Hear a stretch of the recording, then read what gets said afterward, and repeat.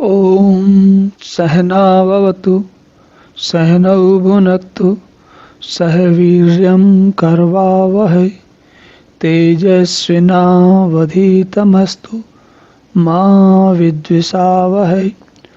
ॐ शान्तिः शान्तिः शान्तिः। हरि ओम। तो हमने देखा कि अर्जुन की स्थिति बिगड़ रही है, नर्वस ब्रेकडाउन की स्थिति हो चुकी है और वो अब ऐसे ऐसे तर्क देना शुरू कर रहे हैं अर्जुन, जो कि उनको शोभा नहीं देते हैं।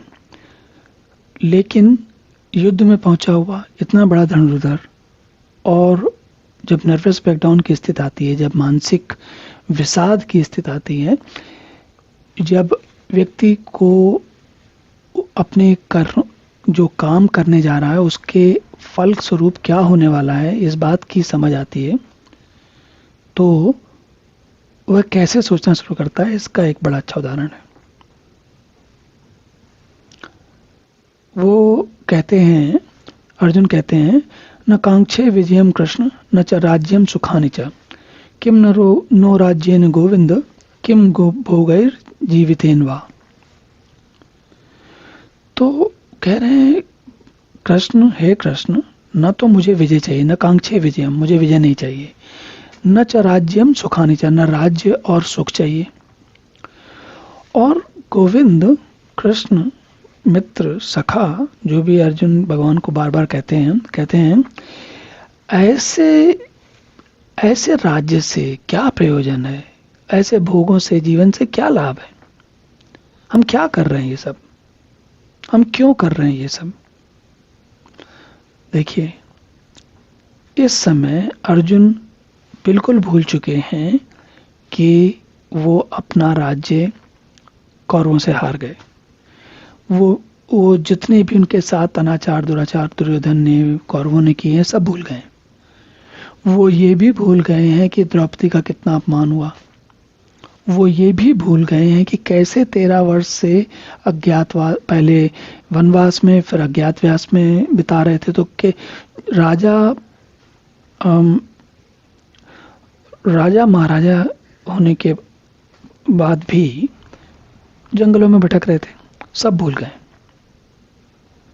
और क्या कहते हैं, मैं न तो विजय चाहता हूं, न राज्य, न सुखों को। और बल्कि ये कह रहे हैं कि ऐसे अगर हम लोगों को मार के राज्य मिलेगा तो क्या लाभ है। अब आप एक बात सोच के बताइए, इसके पहले, आज से पहले और आज भी, जब कभी एक देश दूसरे देश पर युद्ध करता है, या एक ही जगह पर कोई, जिन्हें हम कई बार स्वतंत्रता संग्राम के लोग कहते हैं, कभी हम उनको आतंकवादी कहते हैं, कभी हम उनको भटके हुए लोग कहते हैं, कभी उनको हम कहते हैं कि वो अपने समाज के लिए लड़ रहे हैं, उनके बीच में और शासन सत्ता के बीच में जब झगड़े होते हैं तो कोई मरता नहीं है। और क्या वहां पर जीवन का कोई उद्देश्य नहीं होता। लेकिन मजे की बात है, ये इतना बड़ा युद्ध है और सबको पता है कि युद्ध क्यों हो रहा है। युद्ध इसलिए हो रहा है क्योंकि बात केवल ये नहीं है कि कौरवों ने पांडवों को उनका जो उनके लिए वांछित था वो नहीं दिया ना। इस बात इससे बड़ी ये है, वो ये है कि समाज में, संसार में बीच बीच में ऐसे लोग सत्ताधारी हो जाते हैं जिन्हें नहीं होना चाहिए, जो दूसरों का भला नहीं चाहते, जो केवल अपना भला चाहते हैं, जो अपनी मन मर्जी से दुनिया चलाना चाहते हैं। और ऐसा पहली बार नहीं हुआ, हमें ये साइकिल आता रहता है, उतार चढ़ाव आता रहता है, कभी आता है कभी जाता है, थोड़े थोड़े दिन के बाद ऐसा होता रहता है। तो ये सारी स्थितियों को का हिसाब बना के ही तो युद्ध की घोषणा हुई है। ऐसा थोड़ी है कि पहले सोचा नहीं, अचानक अब समझ में आ रहा है। लेकिन अर्जुन को अब ये मानसिक जो धक्का लगा है, वो ऐसी सब चीजें सोचने पर प्रेरित कर रहा है।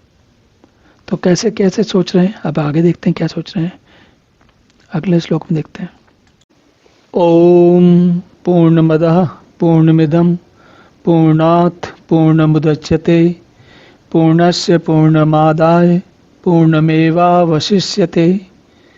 ओम शांति शांति शांति।